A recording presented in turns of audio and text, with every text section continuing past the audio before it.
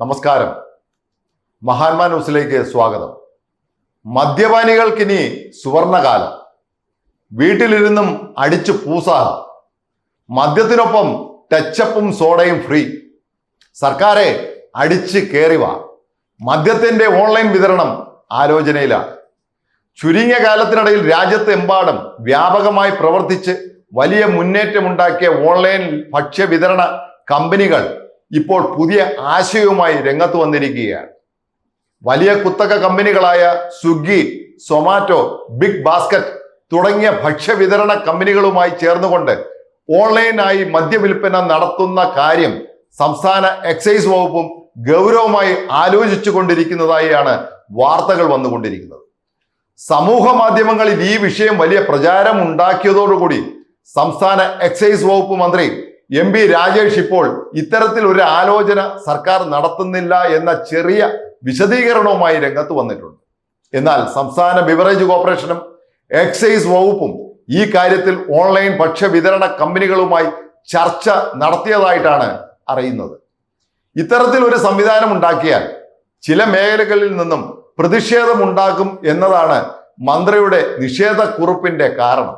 എന്നാൽ ഓൺലൈൻ മദ്യവിൽപ്പന ആരംഭിക്കണമെന്നും അതുവഴി സർക്കാർ ഖജനാവിലേക്ക് വരുമാനം വർദ്ധിപ്പിക്കുന്നതിന് വഴിയൊരുക്കണമെന്നും ആണ് ധനകാര്യ വകുപ്പ് മന്ത്രിയുടെ നിലപാട്. സംസ്ഥാന സർക്കാരിന്റെ ഓൺലൈൻ മദ്യവിൽപ്പന സംബന്ധിച്ച ആലോചനയ്ക്ക് സഹായകമായത് രാജ്യത്തെ മറ്റു ചില സംസ്ഥാനങ്ങളിൽ ഈ സമ്പ്രദായം കൃത്യമായി നടന്നു വരുന്നു എന്നതുകൊണ്ടാണ്. ഇപ്പോൾ ഒഡീഷ, ബംഗാൾ സംസ്ഥാനങ്ങളിൽ ഭക്ഷ്യവിതരണ കമ്പനികൾ ഓൺലൈൻ മദ്യവിതരണം നടത്തിക്കൊണ്ടിരിക്കുകയാണ്. ഇതിനു പുറമെ ഡൽഹി, പഞ്ചാബ്, കർണാടക, ഹരിയാന, തമിഴ്നാട്, ഗോവ തുടങ്ങിയ സംസ്ഥാനങ്ങളിൽ ഈ സംവിധാനത്തിന്റെ പൈലറ്റ് പ്രോജക്റ്റ് നടത്തി വരുന്നതായിട്ടുള്ള റിപ്പോർട്ടുമുണ്ട്. ആദ്യഘട്ടം എന്ന നിലയ്ക്ക് ബിയറും വൈനും ഓൺലൈനായി ആവശ്യക്കാർക്ക് വിതരണം ചെയ്യുന്ന പദ്ധതിയാണ് പൈലറ്റ് പദ്ധതിയായി നടപ്പിൽ വരുത്തിയിട്ടുള്ളത്. കേരളത്തിന്റെ എക്സൈസ് മന്ത്രി ഈ പദ്ധതി തള്ളിക്കളഞ്ഞിട്ടുമില്ല.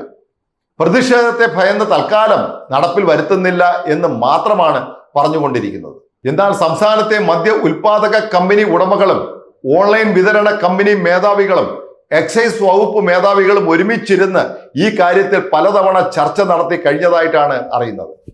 ഓൺലൈൻ കമ്പനികൾ മദ്യവിതരണത്തിന് നടത്തിപ്പ് ഏറ്റെടുക്കാം എന്നതിന് വലിയ താല്പര്യമാണ് കാണിച്ചിരിക്കുന്നത്.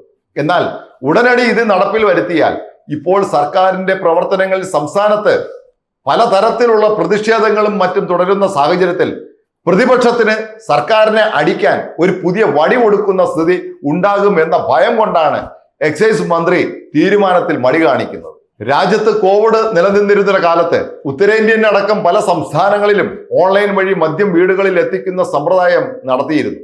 കോവിഡ് നിയന്ത്രണങ്ങൾ ഒഴിവാക്കിയ ശേഷമാണ് ഈ സംവിധാനം നിർത്തലാക്കുന്ന സാഹചര്യം ഉണ്ടായത്.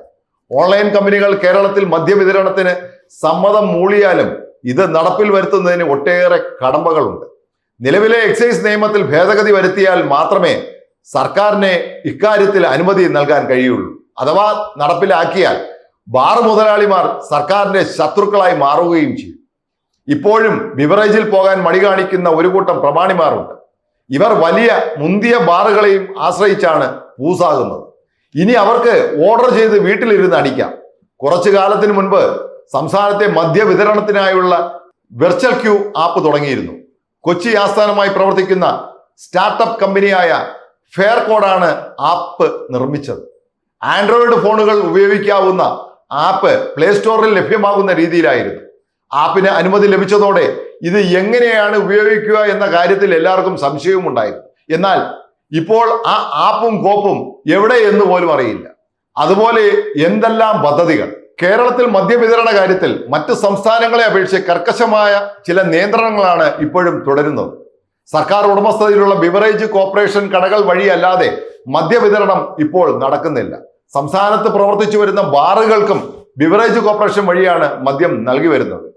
മദ്യവിതരണ കേന്ദ്രങ്ങളിൽ മദ്യം വാങ്ങുന്നതിന് എത്തുന്ന ആൾക്കാർ അനുഭവിച്ചു കൊണ്ടിരിക്കുന്ന വലിയ ദുരിതങ്ങൾ ഹൈക്കോടതിയിൽ വരെ കണ്ടെത്തുകയും പരിഹാര നിർദ്ദേശം നൽകുകയും ചെയ്തിരുന്നതാണ്. ബിവറേജ് കോർപ്പറേഷൻ ഔട്ട്ലെറ്റുകളിൽ എല്ലായിടത്തും പകൽ മുഴുവൻ നീണ്ട ക്യൂ കാണുക പതിവാണ്. ഏതായാലും ഇത്തരത്തിൽ സ്വന്തം പണം കൊടുത്ത് മദ്യം വാങ്ങുന്നതിന് തയ്യാറാകുന്നവർ അനുഭവിച്ചു കൊണ്ടിരിക്കുന്ന ദുരിതങ്ങൾ പുതിയ ഓൺലൈൻ വിതരണ സമ്പ്രദായത്തിലൂടെ ഒഴിവാക്കപ്പെടുക തന്നെ ചെയ്യും. കേരളത്തിലെ മദ്യപാനികൾക്കെല്ലാം സൗഭാഗ്യം വരുന്ന ഒരു അവസ്ഥയായിരിക്കും ഓൺലൈൻ വിതരണത്തിലൂടെ ലഭ്യമാകുക.